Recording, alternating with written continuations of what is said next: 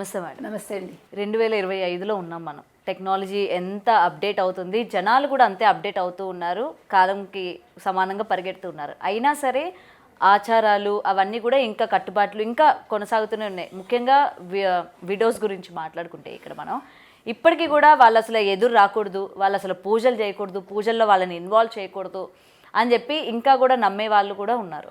అసలు నిజంగానే విడోస్ అంటే ఒక విధవ అయిన తర్వాత ఆమెను మనం అసలు మొహం కూడా చూడకూడదా మ్యామ్? నిజంగా ఏ పూజల్లో కూడా వాళ్ళని ఇన్వాల్వ్ చేయకూడదా? ఎవరన్నారండి చేయకూడదని?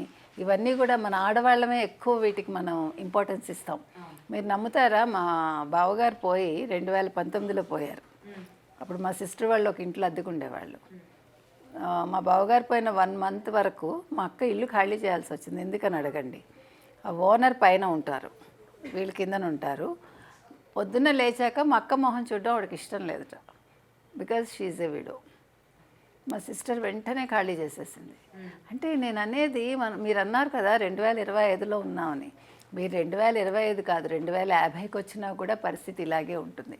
ఎందుకంటే మనం అన్ని రకాలుగా అభివృద్ధి చెందాం అనుకుంటున్నాం. మన కట్టు బొట్టు అన్నింట్లో మనం అభివృద్ధి చెందాం, కానీ మానసికంగా మనం ఎదగట్లా. మనం ఇంకా ప్రిమిటివ్లోనే ఉండిపోతున్నాం. అంటే నిన్న ఏం జరిగిందో అందులోనే ఉంటున్నాం. మనం తినడంలో మారాము, మన బట్టలు కట్టుకోవడంలో మారాము, మిగతా అన్నింట్లో మారాం, కానీ ఆడవాళ్ళని గౌరవం ఇచ్చుకోవటంలో మారలేదు. మీరు చెప్పాలంటే వితంతువులు అనేవాళ్ళు ఎవరన్నారండి బొట్టు పెట్టుకోకూడదు, పూలు పెట్టుకోకూడదని? మనం చిన్నప్పుడు మనం పుట్టిన దగ్గర నుంచి మన అమ్మ నాన్న మనకు అన్నీ చేస్తారు. మన అమ్మ ఏం చేస్తుంది, మనకి బొట్టు పెడుతుంది, అమ్మమ్మ పెడుతుంది, కాటుకు పెడతారు, మనకి పువ్వులు పెడతారు. ఒక భర్త పోయాక అవి తీయమని ఎక్కడ ఏ శాస్త్రంలో ఉంది? చూపించమనండి. కానీ ఇప్పుడు ఇవి మనం చెప్తే వాళ్ళు దాన్ని స్వీకరించడానికి రెడీగా ఉన్నారా? ఇప్పుడు నువ్వు వచ్చి ఏం చెప్తావు, ఇవన్నీ ఆచారాల్లో ఉన్నాయి, పురాణాల్లో అసలు ఇప్పుడు ఎవరు వింటలేదండి. మీకు అంటే ఒక భర్త పోయాక సాధారణంగా 10వ రోజు 11వ రోజు పువ్వులు బొట్టు అన్నీ తీసేస్తారు. సో ఇప్పుడు ఏ ఆడవాళ్ళు mostly they are not accept చేయకూడదు కూడా. ఎందుకంటే మన గాజులు ఆ రోజు మొత్తం మిమ్మల్ని అలంకరిస్తారు, పువ్వులు పెట్టి, కాటుకు పెట్టి, బొట్టు పెట్టి, అవన్నీ తీయటం ఏంటండి? దీని మీద విజయ నిర్మల గారు కూడా ఒక సినిమా తీశారు గతంలో. ఏంటంటే నాకు ఆ పేరు గుర్తు, చందనానా ఏదో, అంటే ఒక నవల వచ్చింది అది. ఆ నవలలో ఇలాగే భర్త పోతే అదంతా చేస్తారనమాట. తర్వాత అమ్మాయికి పునర్వివాహం ఏదో అవుతుంది. అందుకని నేను అనేది ఇవన్నీ కూడా దీనికోసమే. మీకు కందుకూరి వీరేశలింగం గారు వితంతు వివాహం పెట్టిందే అందుకు. మీరు నమ్మరు, మీకు పూర్వకాలం ఎట్లా ఉండేదంటే, నా చిన్నప్పుడు మా ఇళ్లలో కూడా మా అమ్మమ్మ గారు, మా పెద్దమ్మ గారు భర్త పోయాక దే యూస్ టు వాళ్ళు మొత్తం హెయిర్ మొత్తం షేవ్ చేసేసి తర్వాత తెల్ల చీర కట్టి, అది కూడా ఏముండదు అనమాట. సో వాళ్ళు ఒక్క పూటే భోజనం చేసేవాళ్ళు. మీకు తెలుసా అసలు చిన్న పిల్లలు విడో అయినా కూడా అసలు ఎంత దారుణంగా ఉండేదంటే పరిస్థితి. నేను నా చిన్నప్పుడు ఒక ఆంటీ మా ఇంటికి వచ్చేవారు. పాప ఆవిడకి చాలా ఇష్టం గోరింటాకు పెట్టుకుంటే అందరూ వెక్కిరిచ్చేవాళ్ళు ఆవిడని. బొట్టు ఒకటి పెట్టుకునేవాళ్ళు కాదు ఆవిడ. సో నాకు ఎప్పుడు అనిపించేది, పాప ఈవిడ ఎందుకు మనకు తెలియదు కదా చిన్నతనం. సో ఇలాంటివన్నీ నేను చూస్తూ పెరిగా. మా పెద్దమ్మ గారు కూడా అంతే, ఎప్పుడు ఒక్క పూటే భోజనం చేసేవాళ్ళు. వాళ్ళు కాఫీ అదంతా కూడా అలవాట్లేదు. చాలా నిష్టగా, అంటే అది అలాగే ఉండాలి అనేది ఆ కాలంలో ఉంది. తర్వాత మార్పు వచ్చింది. కానీ ఇప్పుడు ఒక వితంతువుకి బొట్టు పెట్టడానికి మీరు ఒప్పుకుంటారా? అంటే మీరంటే ఈ సమాజం ఒప్పుకుంటుందా? కానీ నేను మా ఇంట్లో మా పిన్ని గారు కావచ్చు, మా బాబాయ్ పోయాక నేను ఏ కార్యక్రమం ఉన్నా ఫస్ట్ మా పిన్నిని పిలుస్తా. బికాజ్ నాకు మా పిన్ని ఉంటే చాలా బాగా జరుగుతుంది. తను వీడియో అని కూడా కాదు, నాకు అవసరం లేదు, మా బాబాయ్ కంటే ఎక్కువ నాకు. అంటే మనకి మనం అలా చెప్పుకోవాలి. ఇప్పుడు మనకి మనం చెప్పిన అవతల వాళ్ళు కూడా మనకు అక్కర్లేదండి. మన ఇంట్లో మనం స్టార్ట్ చేయాలి. ఏదైనా కూడా నేను మీకు చెప్పే ముందు నేను ఆచరించాలి.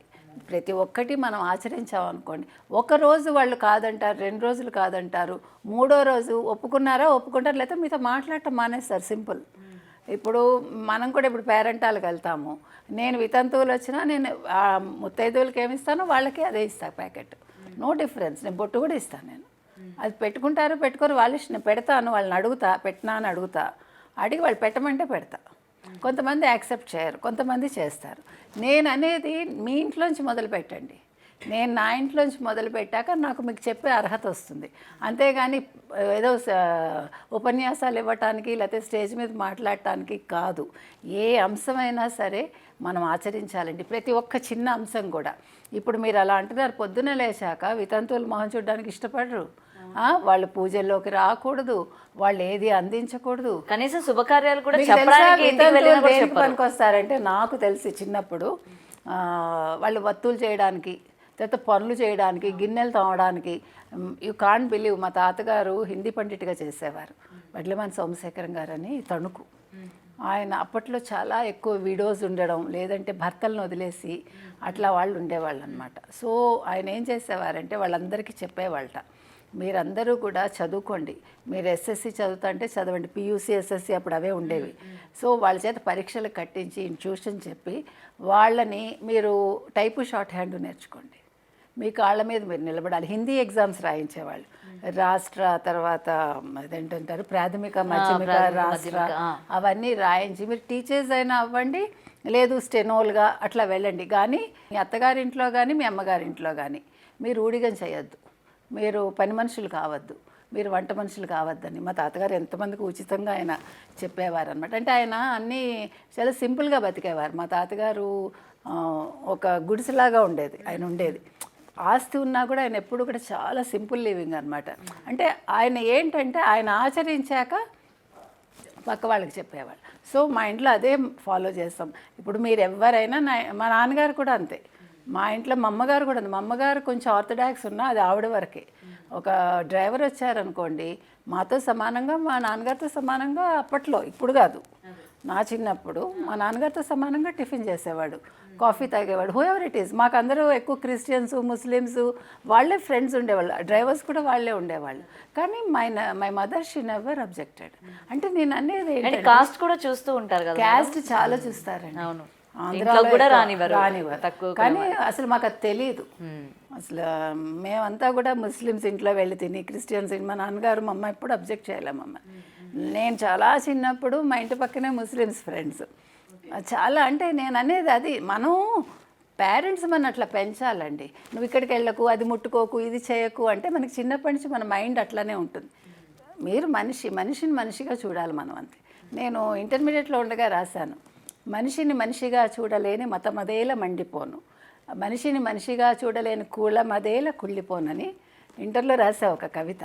కాబట్టి నేను అనేది, మనం ఏదైనా సరేనండి మన ఇంట్లోంచి మొదలవ్వాలి. కాబట్టి వితంతువులు అని వాళ్ళ మొహం మీద ఉండదండి.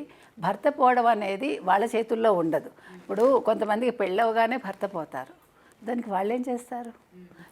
భర్త పోయిన వాళ్ళు నార్మల్గా నల్ల పూసలు అవి వేసుకోవచ్చా? వాళ్ళ ఇష్టం అండి. ఇప్పుడు మెట్టలు పెట్టుకుంటారు బట్టి, కానీ చాలా మంది పెట్టుకోరండి. పెట్టుకుంటే వాళ్ళకి మెడలో కూడా అది ఏదో నార్మల్ చైన్ మంగళసూత్రాలు తీసేస్తారు అనుకోండి, అది ఓకే. కానీ నల్లపూసలు వేసుకోవచ్చు, they can enjoy their life. ఇప్పుడు పెళ్లి చేసుకుంటే తప్పు లేదు అనేది నా సిద్ధాంతం. ఇప్పుడు కందుకూరి వీరేశలింగం గారు చెప్పింది అదే, మీకు తెలుసో లేదో. చాలామంది విడోస్, అయ్యో కందుకూరి వీరేశలింగం గారు ఎక్కడున్నారు, రాజమహేంద్రవరం అంటే దూరం కదా, ఇళ్లల్లో పంపించరు, ఎంతమంది అమ్మాయిలు ఏడ్చేవాళ్ళోట. అంటే ఆయన దగ్గరికి వెళ్తే ఆయన చదువు చెప్పిస్తారు, పెళ్లి చేస్తారు అని చాలామందికి తెలియక ఇట్లా అంటే ఇళ్లల్లో మగ్గిపోయారు. కానీ ఆయన లాంటి వాళ్ళు ఉండబట్టే అట్లీస్ట్ మనకి ఒక సంస్కర్త ఆయన. అందుకే సంఘ సంస్కర్తలు ఉండాలండి మనకి. ఇప్పటికి కూడా సంస్కర్తలు కావాలి, ఎందుకంటే మన మనసులు ఇంకా కుళ్ళిపోయే ఉన్నాయి మనకి. మనం ఇంకా మారటం లేదు. చెప్పడానికి నాలుక మించి అన్నీ చెప్తాం, పెదవుల మించి మాట్లాడటం కాదు, గుండె లోతుల్లోంచి రావాలి ఏదైనా కూడా. ఇప్పుడు నేను మీకు చెప్తున్నానంటే నేను ఆచరించాకే చెప్తాను ఏదైనా కూడా. నేను నా పని మనిషిని కూడా నేను నాతో సమానంగా చూడగలిగితేనే నేను మనిషిని. ఆమె మన అవసరం కోసం వస్తుంది, ఆమెకి డబ్బు కావాలి, మనకి పని కావాలి. నాకు అక్కడ కష్టం అనిపిస్తుందండి, వాళ్ళని ఎందుకు మనకి తిట్టే హక్కే ఉంటుంది. ఇంకొకటి మేడం, నేను చూశాను, భర్త చనిపోయిన తర్వాత వాళ్ళని కొన్ని సంవత్సరాల వరకు ఇంట్లోకి కూడా రానివ్వరు. అంటే ముఖం చూడకూడదు, ఇంట్లో అడుగు పెట్టించకూడదు అని ఉంటారు కదా. కొన్ని సంవత్సరాలు అయిన తర్వాత అప్పుడు ఇంట్లో అడుగు పెట్టించాలి, అప్పుడే ఎవరింటికైనా వెళ్ళాలి, లేకపోతే వెళ్ళకూడదు. అంటే అమ్మ వాళ్ళ ఇంట్లో పెట్టాలి, అత్తవారి ఇంట్లో పెట్టాలి. మీరు ఇంకొక పాయింట్ ఇక్కడ నేను ఒక పాయింట్ చెప్తా. ఇప్పుడు భర్త పోగానే ఫస్ట్ క్వశ్చన్ ఏమొస్తుందంటే, అవును నువ్వు ఎవరింట్లో ఉంటావు అని అడుగుతారు. ఎందుకు ఎవరింట్లో ఉండాలి అమ్మాయి? ఒకవేళ 60 ఏళ్ళు వచ్చాక భర్త పోయినా, 40 ఏళ్ళు వచ్చాక భర్త పోయినా, ఒక ఇంట్లో ఆవిడ ఉన్నారుగా ఆల్రెడీ. ఉన్నాక where she has to go, why she has to go, నాకు అర్థం కాదు. అత్తవారు అడుగుతారు, పుట్టింటి వాళ్ళు అడుగుతారు, ఊళ్ళో వాళ్ళు అడుగుతారు, కొడుకులు కూతుళ్ళు అడుగుతారు, అమ్మ నువ్వు ఎలా బతుకుతారేంటి? బతుకుతుంది ఆవిడ, షీ క్యాన్.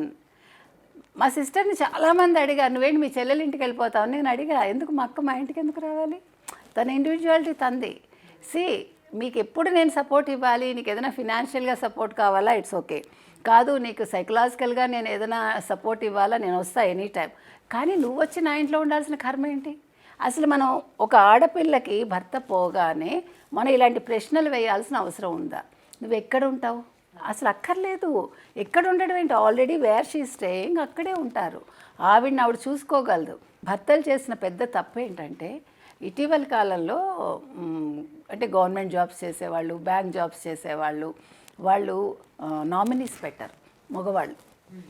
భర్త పోయాక ఆ భార్యకి ఎంత ప్రాబ్లం అంటే అది ఆవిడకి ఏమీ తెలియదు అనమాట. అసలు భర్త ఎక్కడెక్కడ డబ్బు పెట్టారు, ఏ బ్యాంకులో, కనీసం భర్తలు చెప్పారు కదా, ఎవరికి ఇచ్చారు అన్నది కూడా చెప్పరు. That's what. అసలు చాలా అవస్థలు పడ్డారు. ఈ మధ్య నేను చాలా మందిని చూసా. So what I'm saying is, ఇప్పుడు ఈ రోజుల్లో కరోనా ముందు కరోనా తర్వాత మనం తీసుకోవాలి ఏదైనా. అంతకుముందు మనం చావు గురించి మాట్లాడాలంటే అదేదో పెద్ద తప్పు మనకి. కానీ ఇప్పుడు అలా కాదు. ఇప్పుడు 30 ఏళ్ళ వాళ్ళు హార్ట్ అటాక్తో పోతున్నారు, 80 ఏళ్ళ వాళ్ళు శుభ్రంగా బతుకుతున్నారు. అది బతికినందుకు కాదు, అంటే అలా ఉంది ఇప్పుడు present situation. So what I'm saying is, మీరు 40-50 వచ్చేసరికి మీరు పంచుకోండి, ప్రతిదీ భార్యతో పంచుకోండి. పంచుకోకపోతే ఎట్లా? మీకు అసలు ఏం అప్పులు ఉన్నాయి, ఏం ఆస్తులు ఉన్నాయి, మీరు బ్యాంకుల్లో ఏం పెట్టారు? మీరు చచ్చిపోయాక అప్పుల వాళ్ళు ఇంటికి వస్తారు. లేదు, మీకు వచ్చే మీకు రావాల్సిన ఎమాల్యుమెంట్స్ కావచ్చు, లేకపోతే పెన్షన్స్ కావచ్చు, ఆవిడకి ఎట్లా వస్తాయి? మీరు చెప్తేనే కదా. ఊళ్ళో వాళ్ళకి ఎవడు హెల్ప్ చేస్తాడు? Very few people will help. మోసం చేసే వాళ్ళు కూడా ఉంటారు. ఇప్పుడు మీ దగ్గర చెప్పలేదు కదా, మనం ఇంక సంతకం తీసుకుని వాళ్ళు విత్డ్రా చేసుకుని వాళ్ళు తీసేసుకుంటారు. అలాంటి కేసులు కూడా చూసా. కాబట్టి నేనేం చెప్తానంటే, భార్యాభర్తల మధ్య అన్ని అరమరికలు ఉండకూడదండి. ఇద్దరు ఓపెన్గా మాట్లాడుకుని, భార్యకి చెప్పే స్థితిలో భర్త ఉండాలి, భర్త చెప్పింది వినే స్థితిలో భార్య ఉండాలి. తెలుసుకోవాలి. అంటే ఆర్థికంగా కూడా భార్యకి నిపుణత ఉండాలి. ఇప్పుడు ఏదో ఆర్థిక మంత్రులు అంటే ఎక్కడో ఉండరు. ప్రతి ఇంట్లోనూ ప్రతి ఆడదే ఆర్థిక మంత్రి, అంతే కదా? నమ్మరు. ఎందుకంటే మీరు ఇంకా నమ్ముతారో లేదు, అసలు ఆడవాళ్ళే ఎక్కువ దాస్తారు. అవును. బంగారం కొంటుంది అంటారు, కానీ ఆ బంగారం రేపొద్దున్న పిల్ల పెళ్ళికి అవసరం వస్తుంది, లేదా పిల్లాడి చదువుకు అవసరం వస్తుంది. భార్యలు దాచిపెట్టేది అది. వాళ్ళు దాచే ప్రతి పైసా మళ్ళీ ఇంటికే పెడతారుగా. ఓకే, చీరలు కొనుక్కుంటారండి, లెట్ హర్ ఎంజాయ్. ఏముంది అందులో? ఒక చీర కొనుక్కుంటే, ఇప్పుడు నగలు కొనేసుకోలేరుగా, ఇప్పుడైతే అసలు కొనుక్కోలే, ₹1,00,000 ఇచ్చి. సో ఇప్పుడు మనిషి, ఒకప్పుడు మనకి 2 పట్టు చీరలండి, నాకు బాగా గుర్తు. మా అమ్మగారికి 2 పట్టు చీరలు పెట్టిలో ఉండేవి. ఆ ట్రంక్ పెట్టి అంటే చాలా ఆనందం మాకు, అందులో ఏంటేంటో ఉంటాయని. సో ఆ 2 పట్టు చీరలతో వాళ్ళ జీవితాలు వెళ్ళిపోయాయి. ఇప్పుడు మీరు తెల్లారులేస్తే ఇవాళ చీర కొంటారు, సాయంకాలం చీర కొంటారు, లేకపోతే పొద్దున్న డ్రెస్ కొంటారు. So there is no end. So ఇప్పుడు మనిషి ఏంటంటే చెప్పులకి బట్టలకి పెడతాడు. పెట్టుకోనివ్వండి. ఇప్పుడు మనిషి ఎంతకాలం బతుకుతాడో తెలియదు, రేపు ఉంటామో ఉండమో తెలియదు. అలా అనుకుంది అట్లీస్ట్. ఓకే, ఈరోజు మనది అనుకుని బతికేటప్పుడు ఈ వితంతువుల విషయంలో భార్యాభర్తలు, అంటే భర్త చనిపోయేటప్పుడు లేకపోతే చనిపోకముందు వీళ్ళు రాయాలండి. తర్వాత పిల్లలకి ఆస్తులు ఇవ్వకండి. మీ కొంత పెట్టుకున్నాక ఆస్తి ఇవ్వండి, లేదు మీ తదనంతరం అని రాయండి. ఇప్పుడు ఇంకొక మంచి ఇదే వచ్చిందంటే, ఇప్పుడు మీరు గిఫ్ట్ డీడ్ ఇస్తారు కదా కొడుకులకి. ఒకవేళ కొడుకులు మిమ్మల్ని చూసుకోకపోతే గిఫ్ట్ డీడ్ చెల్లదు, అది కూడా ఉంది. వాళ్ళు కోర్టుకు వెళ్ళచ్చు, లేదు కంప్లైంట్ ఇవ్వచ్చు. చాలామందికి అది తెలియదు. సో మనం ముందు తెలుసుకోవాల్సింది ఏంటంటే, ఇప్పుడు ఇంట్లో వంట సరుకుల గురించి కాదు, లాయర్ల దగ్గర ఏంటి తర్వాత అనేది తెలుసుకోవాలి. నెగిటివ్గా వెళ్ళి తీసుకోకూడదు. అదేంటి నా భర్త పోతాడంటావా, నువ్వు ఇప్పుడు తెలుసుకోమంటావా? కాదు, నీ భర్త ఎప్పుడు పోతాడో ఎవరికి తెలియదు, లేకపోతే భార్య ముందు పోతుందో ఎవరికి తెలియదు. But we should know things. ఈ రోజుల్లో మీరు ఫోన్ పెట్టుకుంటున్నారు, పొద్దున్న లేచి సీరియల్స్ చూస్తారు, పొద్దున్న లేచి ఎన్నో 100 రకాలు చూస్తారు. దీనికంటే ముందు నా ఫ్యూచర్ ఏంటి, నాకు ఒకవేళ ఏదైనా ఆపద వస్తే నేను ఎవరిని సంప్రదించాలి, లేకపోతే ఎట్లా నేను అప్రోచ్ అవ్వాలి, అవన్నీ తెలుసుకోవాలండి. చాలా అవసరం అది. బ్యాంకులో తెలుసుకోవాలి, పోస్ట్ ఆఫీస్లో ఉంటే పోస్ట్ ఆఫీస్లో తెలుసుకోవాలి, తర్వాత లాయర్ దగ్గరికి వెళ్ళి బేసిక్ నాలెడ్జ్ మనం తెచ్చుకోవాలి. అందుకే ప్రతి మనిషికినండి, అంటే ఇప్పుడు నేనైనా మీరైనా ఒక చాకలి, ఒక ఎలక్ట్రీషియన్, ఒక ప్లంబర్, అలాగే ఒక డాక్టర్, ఒక లాయర్, ఒక బ్యాంక్ అతనితో కూడా మనకి పరిచయం ఉండాలి, ఒక బ్యాంక్ మేనేజర్తో కూడా. సో మనకి ఏదేది అవసరం ఉందో, అలాగే ఒక నగల దుకాణం కూడా ఉండాలి, తప్పులేదు. ప్రతి ఒక్కటి మన చుట్టూ ఉండాలి. తర్వాత మీరు పిలిస్తే పలికే 2 మనుషులు ఉండాలి మనకి. అది ఫ్రెండ్స్ కావచ్చు, లేదు దారిన పోయేవాడిని కూడా మీరు పిలిపించుకుని చేయించుకునే సమర్థత మీలో ఉండాలి. నోరు మంచిదైతే ఊరు మంచిది అవుతుంది. అదొక్క పాయింట్ మీరు పెట్టుకున్నారంటే everybody will listen to you. First మీ పని మనిషిని బాగా చూసుకున్నారనుకోండి, ఆమె పలుకుతుంది. అవునా కాదా?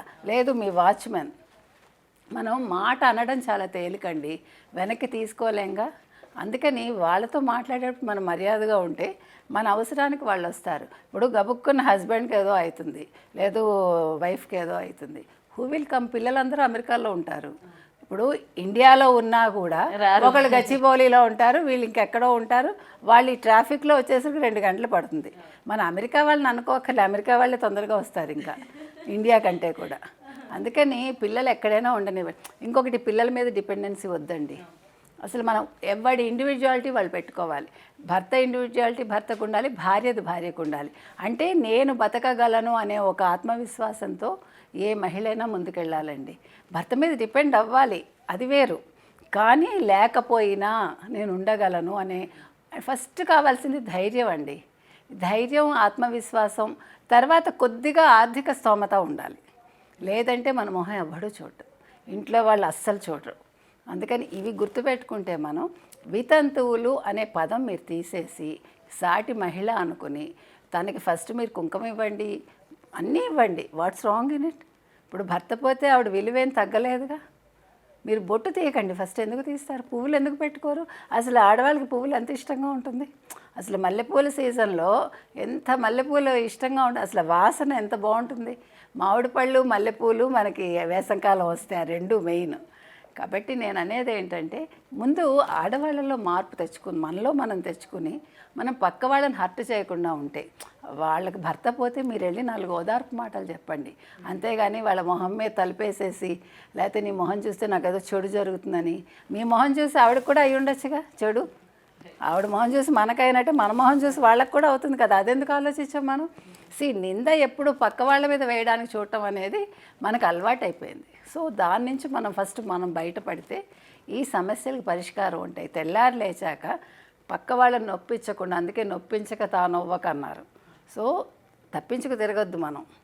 నొప్పించక తానవ్వక తప్పించుకు తిరుగువాడు ధన్యుడు సుమతి అని సుమతికి శతకారుడు అన్నాడు. కానీ మనం తప్పించుకు తిరగకుండా అవసరానికి వాళ్ళకి ఏదైనా హెల్ప్ చేస్తే బాగుంటుంది. Right. Thank you so much ma'am. For more videos like this, subscribe Big TV channel.